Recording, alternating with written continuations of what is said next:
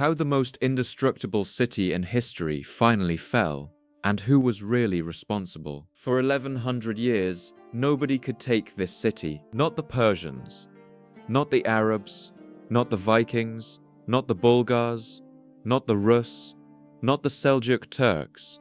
23 times, armies arrived at its walls and turned around. 23 times, the city watched its enemies leave. The walls held, the harbor held, the fire held, and then, in 53 days in the spring of 1453, everything ended. But here is what the history books almost never tell you. The city was not destroyed by its enemies. It was destroyed by the people who were supposed to be its allies, by decisions made a century before the final siege, by betrayals so complete that when the end came, there were only 7,000 soldiers left to defend a city that had once commanded an empire stretching from Spain to Mesopotamia. This is the story of Constantinople. Say it, Constantinople. And the truth of how it fell is more human, more painful, and more avoidable than anything you have been taught. Subscribe now, because the answer to how the most defended city in history finally broke is not what you expect. Number 1.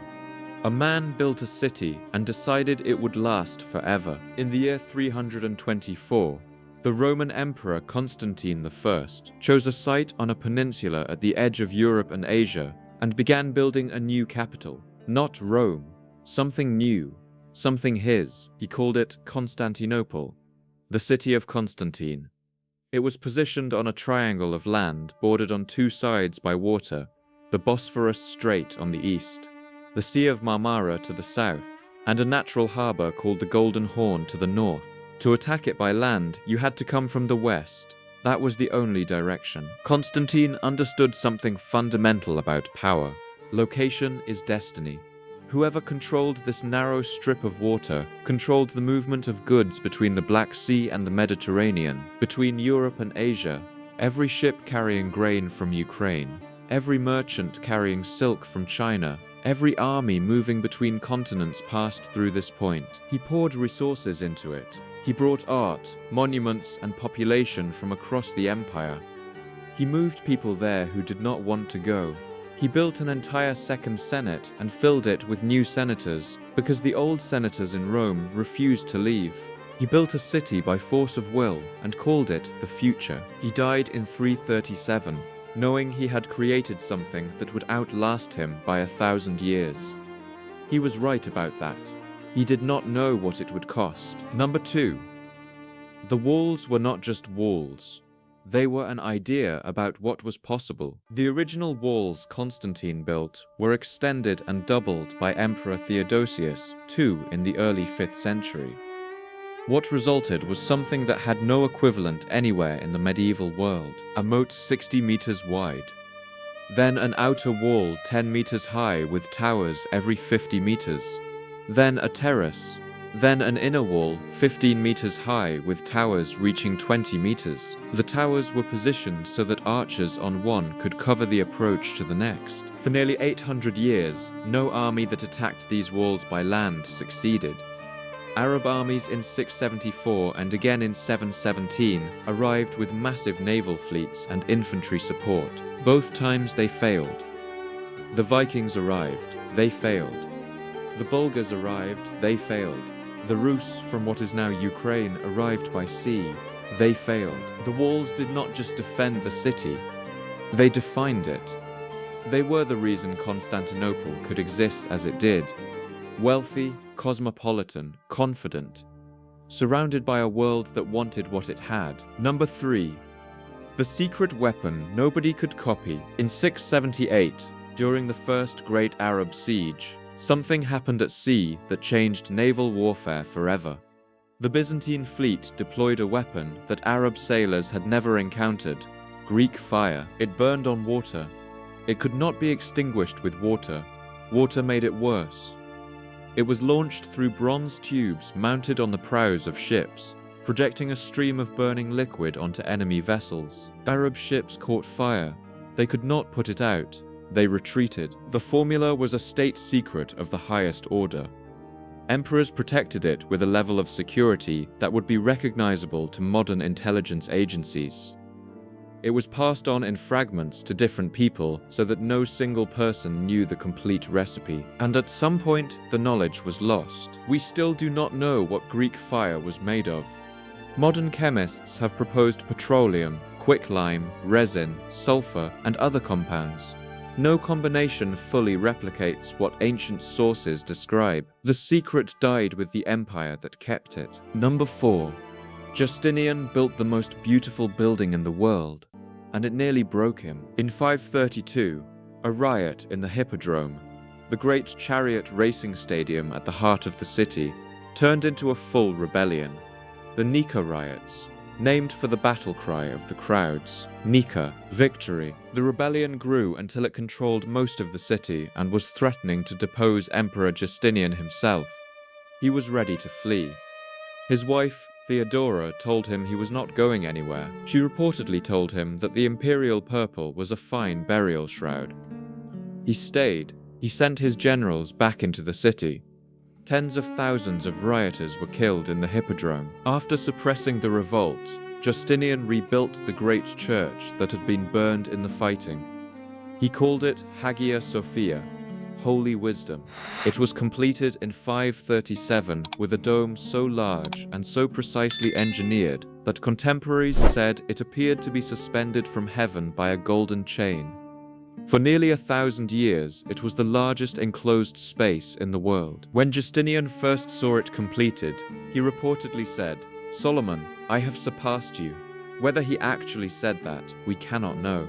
But the building stands today, and whoever you are, whatever you believe, walking beneath that dome is still overwhelming. Number 5.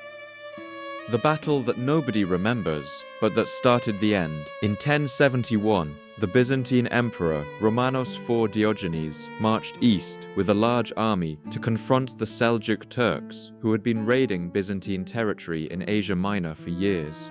They met at a place called Mansiket in what is now eastern Turkey. The battle should not have been a disaster.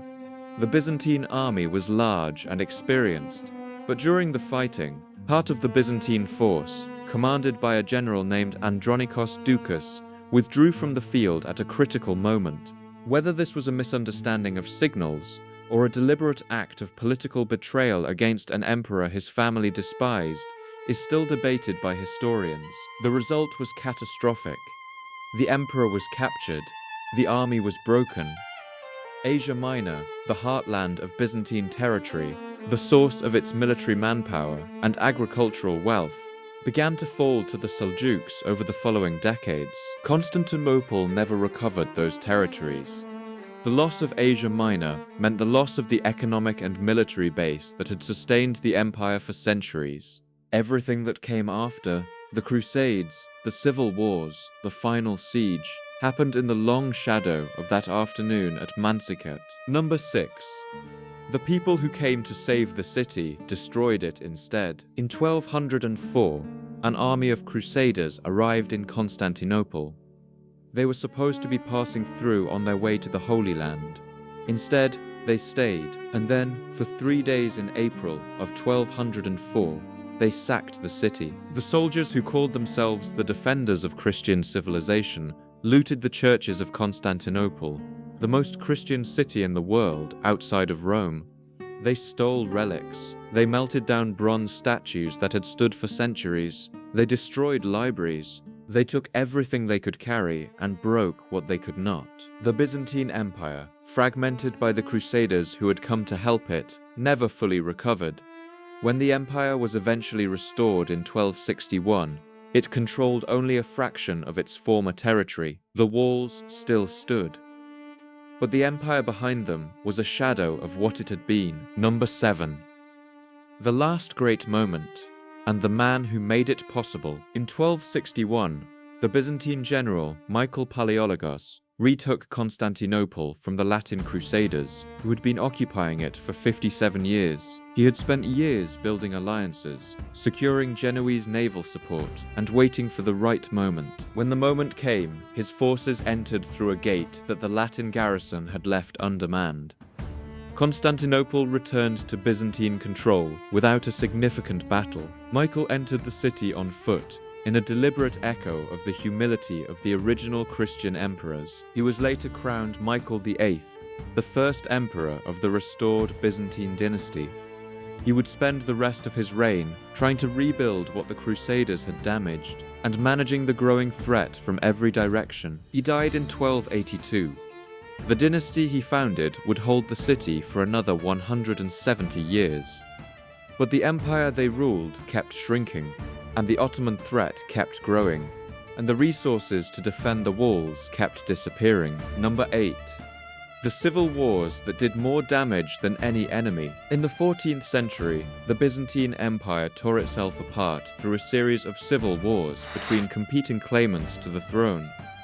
The wars lasted for decades. They consumed military resources, depopulated the countryside, and forced both sides to invite foreign powers, including the Ottoman Turks, onto Byzantine soil as allies. The Ottomans came. They helped whoever invited them. They observed the terrain.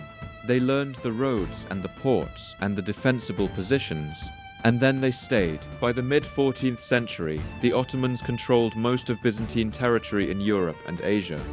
Constantinople itself was surrounded. The city still stood, still functioned, still traded, but it had become an island in an Ottoman sea. The empire had shrunk to the city itself and a few isolated territories. The population of Constantinople, once in the hundreds of thousands, had fallen to perhaps 50,000 by the early 15th century.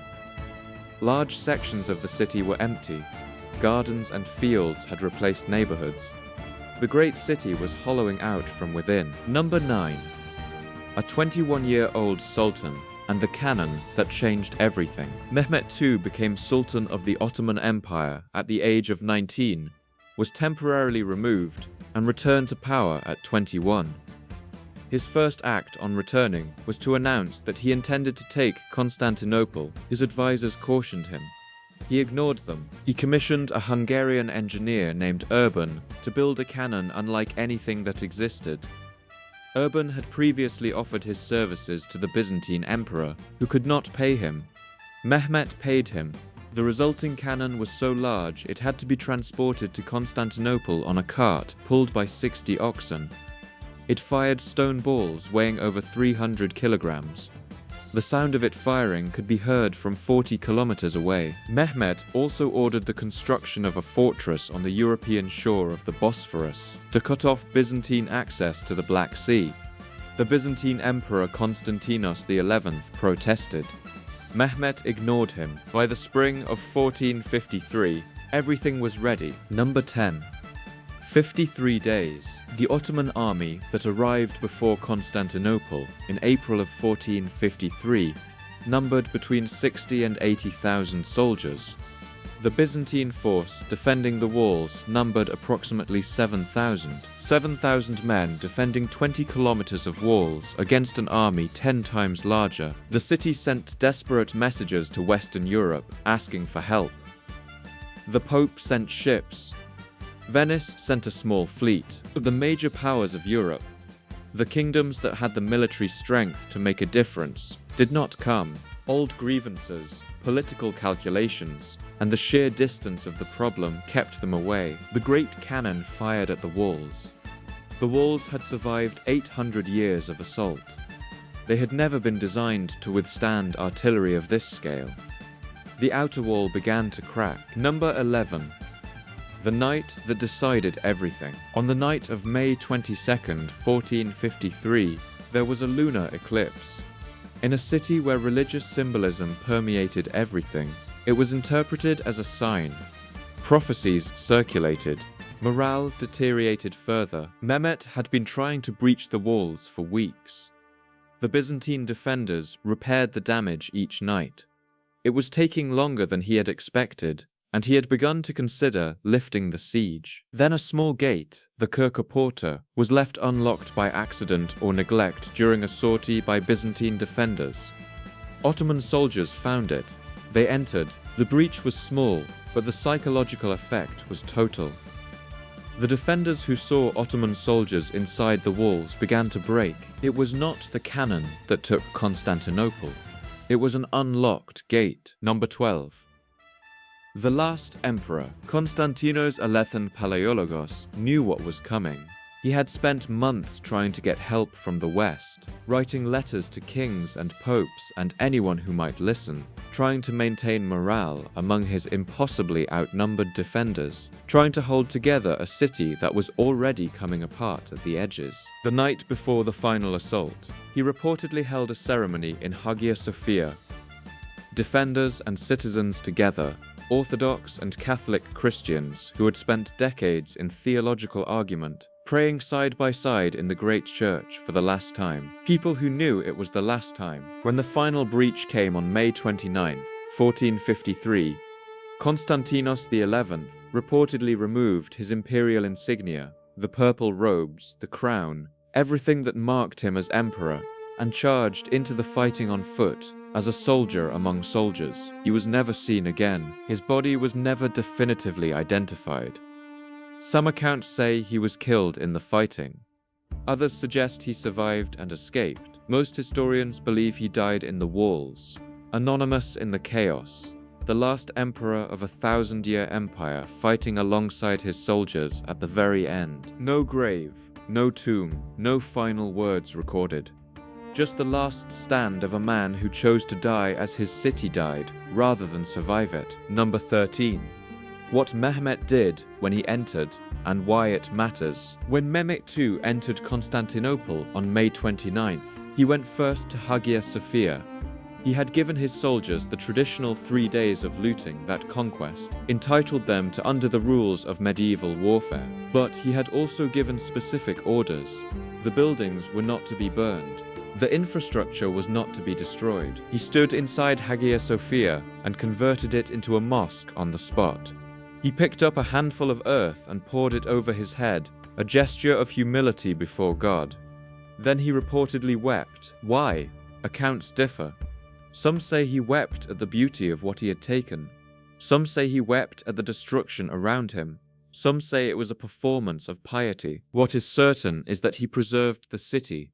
He preserved its architecture. He preserved its infrastructure. He moved his capital there and called it Istanbul, and within a generation, the city's population had recovered and surpassed its Byzantine peak. The city that Constantinople had been strategic, cosmopolitan, positioned between worlds, continued under a different name and a different ruler. The walls still stand today. So how did the most indestructible city in history fall in 53 days? Not because the enemy was stronger than all the others who had tried before. Not because the walls failed, not because the defenders fought badly. It fell because 100 years of civil wars had consumed the empire from the inside. Because the people who came to help in 1204 had destroyed more than any enemy ever did. Because when the final siege came, there were 7,000 defenders where there should have been 70,000. Because an unlocked gate mattered more than the largest cannon in the world. The city fell because of what happened inside, not outside. It always does. The walls that had held for 800 years were not broken by a better army. They were broken by a civilization that had spent a century breaking itself. The soldiers who finally walked through the gates in 1453 did not defeat Constantinople. They inherited the ruins of a city that had already defeated itself. That is the part that stays with you, not the cannon, not the siege, not even the unlocked gate. The part that stays with you is the 7,000 men on those walls, knowing what was coming, knowing help was not coming, fighting anyway for 53 days for a city that the rest of the world had already decided to let go. And if you want to see another story of a city that seemed impossible to destroy, my previous video is waiting. The city at the center of the Silk Road. The city that Genghis Khan destroyed and Tamerlane rebuilt with the hands of his prisoners. The city where a grandson calculated the stars and was killed for it. That story is Samarkand. Go watch it now.